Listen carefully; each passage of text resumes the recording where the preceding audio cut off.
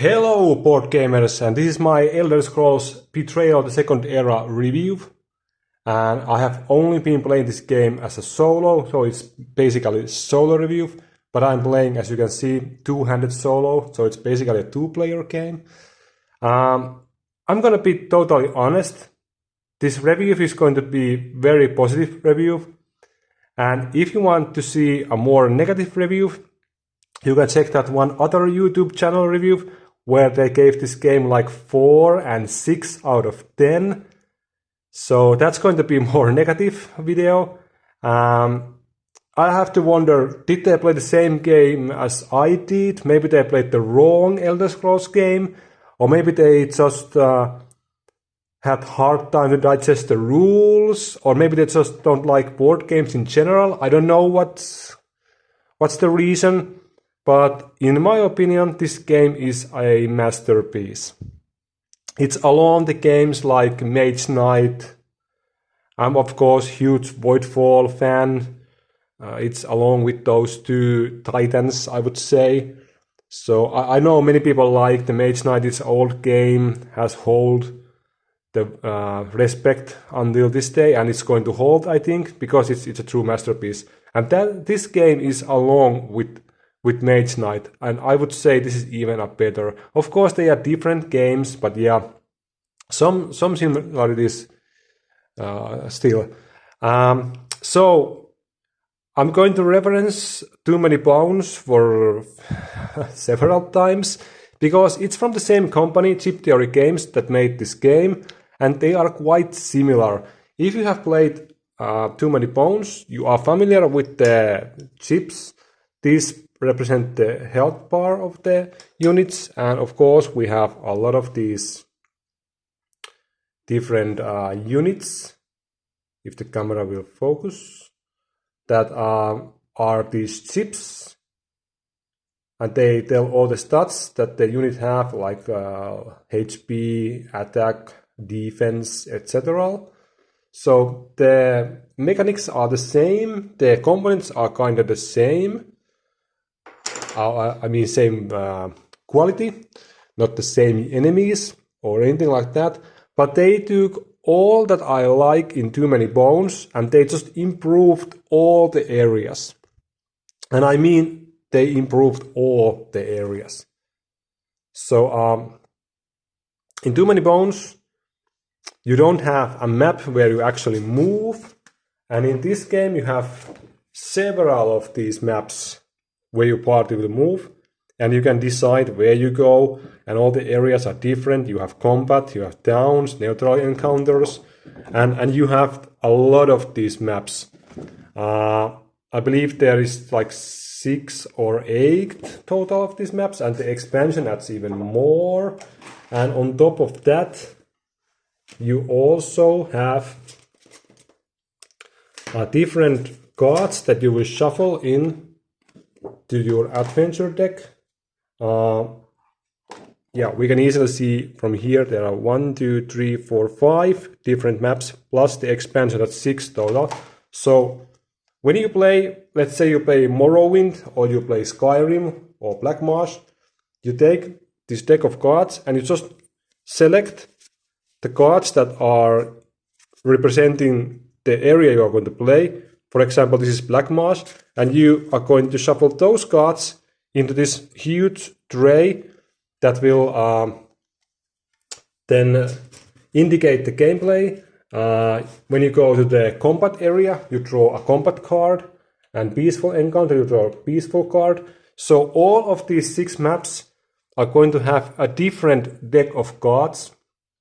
So that's going to be a huge amount of gameplay. That's insane amount of gameplay.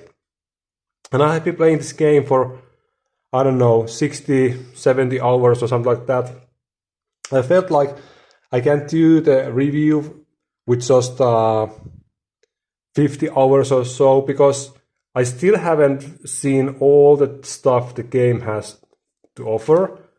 And I haven't still tried all the skills the game has to offer, because you have a lot of these dice trays. You have 4 full dice trays of skills, And you have even more fatigue and combat skill dice. So that's a lot of stuff to play, and a lot of variation to the game. And you have huge amount of different classes you can play, and I haven't played even half of these, I think, or I maybe have played the half. So the gameplay, replay value, stuff like that it's just off the roof. You can play this game easily 100 hours, maybe 200 hours, and you probably haven't seen all the stuff it has to offer at that point even. So it's crazy. And in Too Many Bones you had characters that were pre-made. You can of course level up their skill lines, but here you have a full player mat, and you can decide yourself what skills you're gonna start to level up, what you're gonna choose, what skill dice you're gonna pick. So it's so massive improvement over Too Many Bones system. And you can even save these characters. This plastic tray, it goes on top of your dices and it saves your character. How awesome is that? It's really amazing. You also have a lot of new elements compared to Too Many Bones, like a bigger battle map. You have dungeons, you have delves, which are kind of randomized dungeon maps. You have side quests, you have better loot. The loot is way more interesting in this game. It actually affects your gameplay. For example, this one here. You can prevent 1 damage or recover 1 skill die. They are, I would say, more affecting the gameplay than Too Many Bones items were. They were like gimmick items, maybe some healing stuff. But here you have actually an armor and weapons that will increase your power in the gameplay. You can prevent damage, you can do more damage, you can choose to overtax these items and then they are destroyed after you use them. There is just so much more options to do stuff, and it's just so amazing. Of course, this game has a lot of rules. The rule book is almost 100 pages, and you have on top of that all the different area map books. Let me show you. So every map has its own book, and the book tells you everything you have in that map, all the down actions, all the quest lines, the end game stuff. So of course there is a lot of learning, a lot of rules, but if you are willing to do the heavy work, the game is amazing. And I can't wait for more expansions. I think I'm going to buy all the expansions they will release, and I'm sure they will release a lot of stuff, because Elder Scrolls is of course a huge universe to add stuff to this game. Does it need any more stuff? Well, no, but it's so amazing game that I will surely support it. So yeah, I've heard some complaints about the difficulty. Yeah, it seems to be hardest with 1 character, so true solo, and it is a little bit easier with 2 or 3. It seems to be the case. That was same in Too Many Bones. More players who have, the easier the game is. They did some balancing stuff to this game. Some of the encounters actually add extra stuff if you are playing with 3 or 4 people. So they did think that element and they tried to balance it to make it more harder. But it seems to be slightly easier with a higher player count. So yeah, that's a one thing they did. One really important thing, if you are familiar with Too Many Bones, once you lost an encounter in Too Many Bones, you still move the day track up and you didn't receive any XP, and you kinda fell behind the game cycle, and the next encounter was even harder and you didn't get any level ups from the last encounter. Where in this game you have the day encounter, but you have party XP encounter, and enemy pool is calculated from this instead of day. So if you lose here one fight, the day will progress, but the XP meter won't, and the enemies won't be any harder in next battle than they were in this. So they fixed the main issue that you had in Too Many Bones. That's amazing that they did fix that problem. And as you can see, the item decks, they are huge. This is common, this is unique items. They are really huge. Maybe the weakest component in this game is this piece of paper. You are supposed to write down your keywords and did you use guild assist and stuff like that. This is just a piece of paper that will run out if you play this game a lot. And I haven't even used this. I just use my phone to keep track of the keywords and stuff. So that's like a useless component, but it's a minor thing. So minor thing. The game is long. Setup is not that bad. If you can leave this game on table like I have did, you can just continue your gameplay and it won't be any problem. But if you have to take this out of the box and place it on the table, it will take some time. It's a huge game. There's a lot of cards, a lot of dice, a lot of stuff, huge box. It's going to take a while and the gameplay is really long. So this is not an afternoon game. If you want to play, let's say, 3-hour session with your friends, you can play Too Many Bones in that time, but this game you can maybe complete 1 act. And the game is 3 acts long.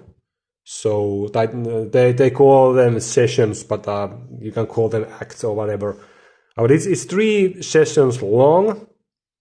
And first 2, you are going to wander around the map doing stuff, and you're going to play 12 days in each of those episodes, and they are each going to take like, I would say, 3 to 4 hours to complete. And if you have to teach the rules to a new player, it's going to take more time. Maybe if you are familiar with the game, everybody knows the rules, you can probably do the 1 episode in 2 to 3 hours, I think, plus setup time. But the full gameplay, from start to finish, 3 episodes, it's going to take you at least 5 to 6 hours, maybe even more.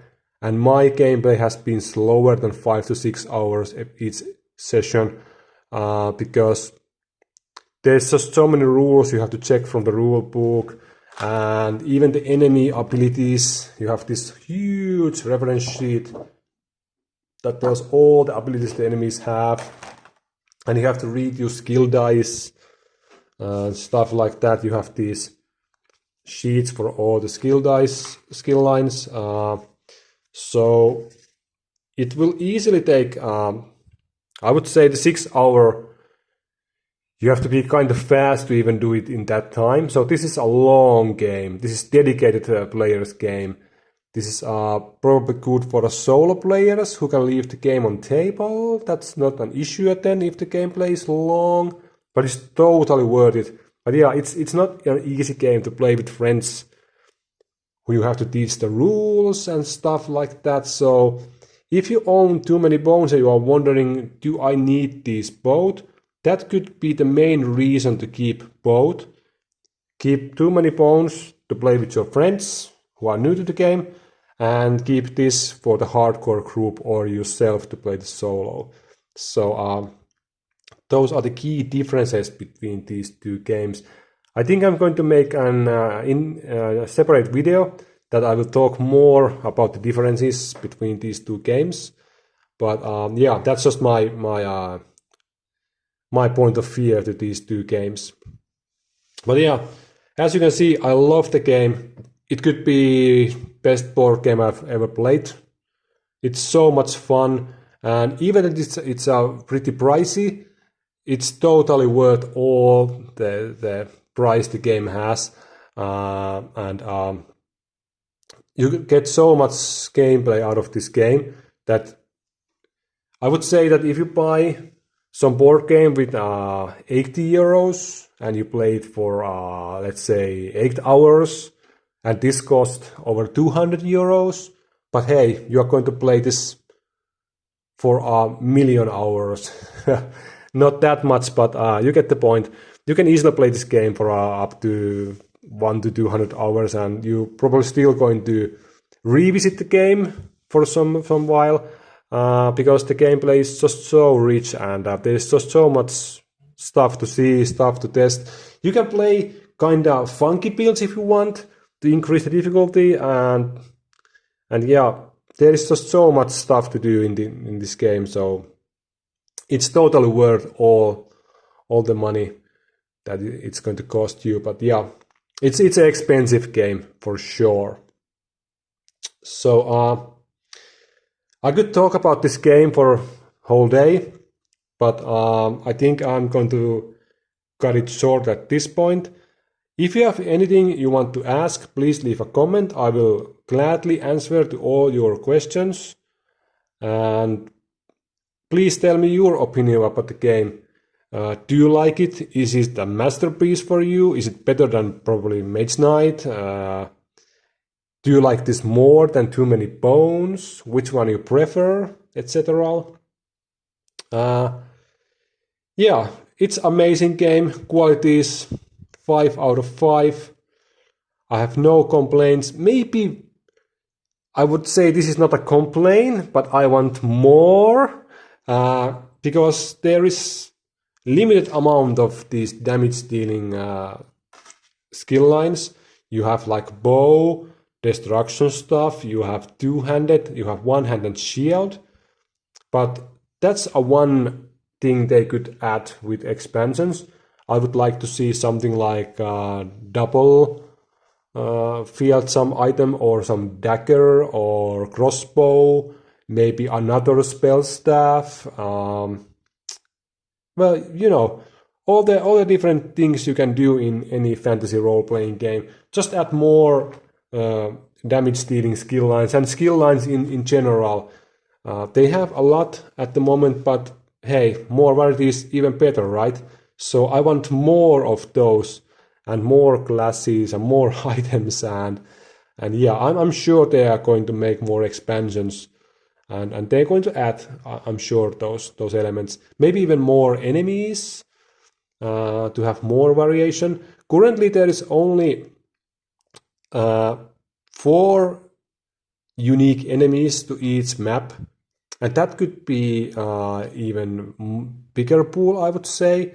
So when you are playing Morrowind or you are playing Black Marsh, you're not going to see that much variation on the enemies that you did see in Too Many Bones, because it's the same enemy pack plus 2 different enemies that you see in Morrowind versus Black Marsh and so on. So maybe they could add 1 or 2 more of those different enemies. I mean, you have 2 enemies to this 10 and 20 enemy pool, and 2 to this 1 and 5. So you have 2 unique enemies for each area in both of these packs. But that's still quite few, and maybe that could be increased, I don't know.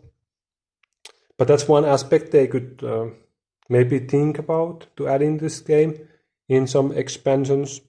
But yeah, that's my solo review of this game. Please leave some comments so we can talk about this game. And yeah, I thank everybody for watching this long video, and see you next time. Bye.